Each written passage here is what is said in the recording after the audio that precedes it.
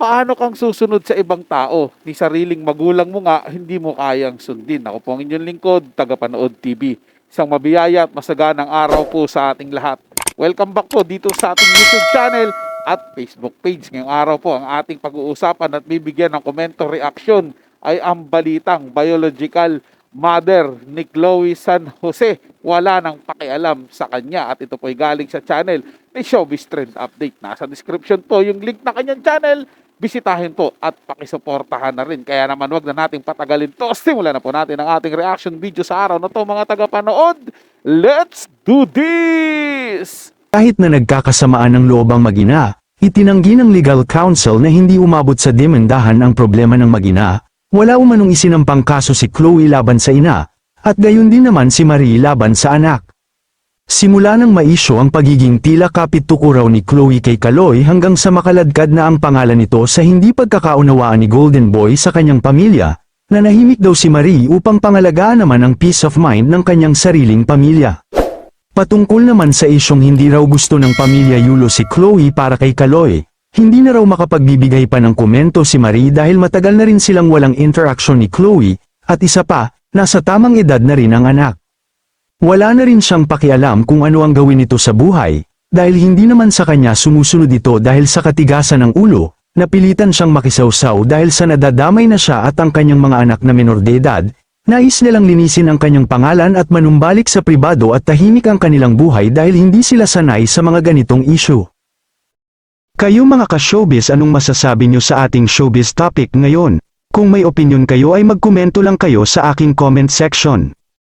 At syempre kung bago pa lang kayo sa aking channel ay mag-subscribe na kayo para lagi kayong updated sa mga showbiz trends na ina-upload ko. Maraming salamat po. Mas matindi po yun, mga tagapanood, kung pati yung nanay nitong ni Chloe San Jose, kinasuhan niya pa. Di ba? Napaka-grabe na po yun. Talagang sobrang katigasan na ng ulo at sobrang yung puso mo napakabato na sa magulang mo kung ganun pa yung ginawa mo. Bato na nga yung puso mo sa magulang ni Carlos Yulo, magiging bato pa ba yung puso niya sa sarili niyang magulang? Aba, kaibang klaseng tao na po yun. At kita nyo naman po, mga tagapanood, legal counsel na po ni Chloe San Jose yan, o legal counsel po yan ng biological mother ni Chloe San Jose ang nagsasabi. Patungkol po doon na wala na po pakialam yung nanay niya sa kanya. Gawa nung matigas po yung ulo at hindi siya sumusunod. Kumbaga, nagsalita lang po siya ngayon kasi nadadamay po siya sa kung ano-anong sinasabi patungkol kay Chloe San Jose na nababato rin po siya ng mga putik. Eh siyempre, pinoprotektahan lang din naman po yung nitong nanay ni Chloe, yung pamilya niya, yung kung sarili niyang pamilya ngayon, di ba?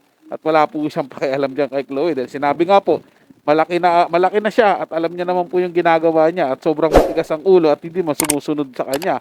Kaya pinabayaan na lang po siya. 'Di ba, mga tagapanood?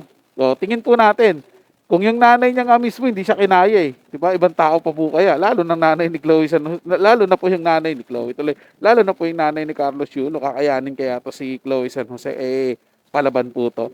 So ngayon po yung nagsasabi diyan na nakikialam po tayo. Hindi po tayo nakikialam dito, mga tagapanood. Tayo ay nagbibigay lang ng reaction, komento. Iba po yung nakikialam, iba po yung nagbibigay ng komento. Reaction lang. Magkaiba po yun. Tandaan po ninyo yan. So yun lang po, mga tagapanood. Nagustuhan nyo po yung ating talakayan sa araw na to. Kung kayo bago lang po na napadaan dito sa ating channel, wag po sanang kalimutan na mag-subscribe. Hit nyo na rin po notification bell para lagi po kayong updated sa mga bago pang video na ating ilalabas. Share, like, and comment din po kayo, mga tagapanood. Atin yung babasahin at pupusuan. So hanggang sa muli po, ito yung Tagapanood TV. Komento at opinion lamang. Wala pong personalan. Paalam po at mabuhay po kayong lahat.